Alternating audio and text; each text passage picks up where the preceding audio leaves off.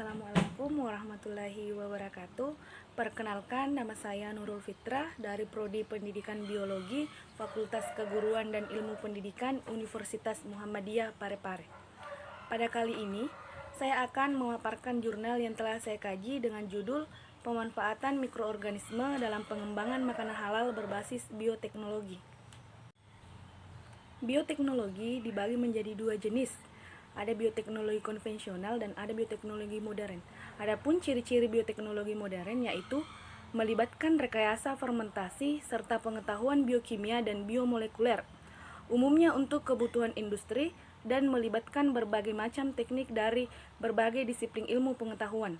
Serta ciri-ciri bioteknologi konvensional yaitu pemanfaatan mikroorganisme secara langsung, umumnya dimanfaatkan untuk kebutuhan pangan, dan teknik berupa fermentasi bahan makanan oleh mikroorganisme. Pada slide selanjutnya terdapat perkembangan bioteknologi, di mana di masa lampau bioteknologi ini dilakukan dengan cara yang sangat sederhana. Perkembangan yang pesat dalam bioteknologi dimulai pada saat Louis Pasteur menemukan bahwa mikroorganisme dapat melakukan fermentasi. Berbeda dengan bioteknologi modern baru dimulai ketika ia menemukan penemuan struktur DNA dan diikuti oleh penemuan-penemuan lainnya di bidang genetika molekuler. Selanjutnya, poin kedua yaitu mikroorganisme pada pengolahan makanan. Mikroorganisme yang dapat digunakan ialah bisa berasal dari kelompok bakteri maupun fungi.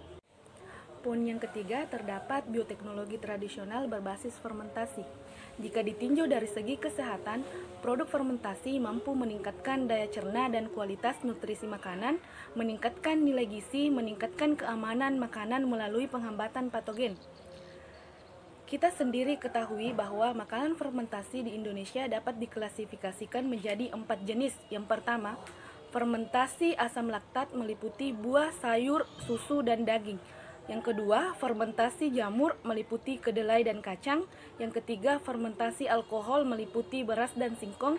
Dan yang terakhir, fermentasi kadar garam yang tinggi seperti ikan, kecap, dan tauco. Pada slide selanjutnya terdapat kehalalan produk pangan bioteknologi. Yang pertama, yogurt, di mana yogurt ini terbuat dari susu sapi segar, bakteri starter, pemberi cita rasa, dan penambahan susu skim sebagai pengental. Bakteri yang digunakan pada yogurt ini ialah bakteri asam laktat. Kehalalan dari produk yogurt ini ketika bahan bakunya berasal dari hewan yang halal dikonsumsi seperti sapi dan kambing, maka produk susu dari hewan ini halal.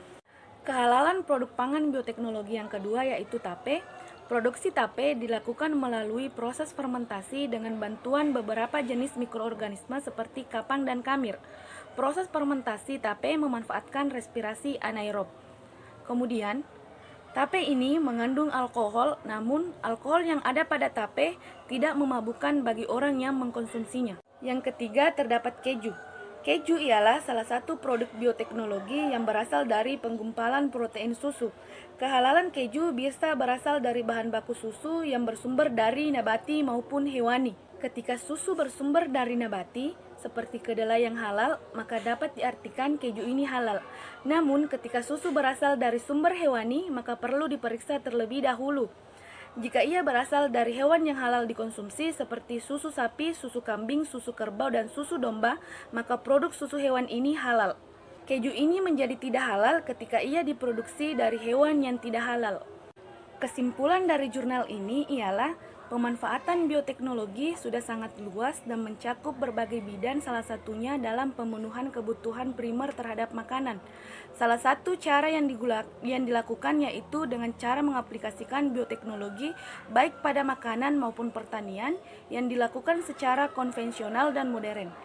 Bioteknologi memadukan teknologi dengan bantuan makhluk hidup, misalnya mikroorganisme. Untuk menjamin kehalalan produk makanan hasil bioteknologi, kita harus memperhatikan keseluruhan proses produksi, baik bahan baku, proses pengolahan, maupun penyimpanan yang harus terbebas dari bahan yang tidak halal. Itulah tadi pemaparan singkat dari saya. Sekian dan terima kasih. Wassalamualaikum warahmatullahi wabarakatuh.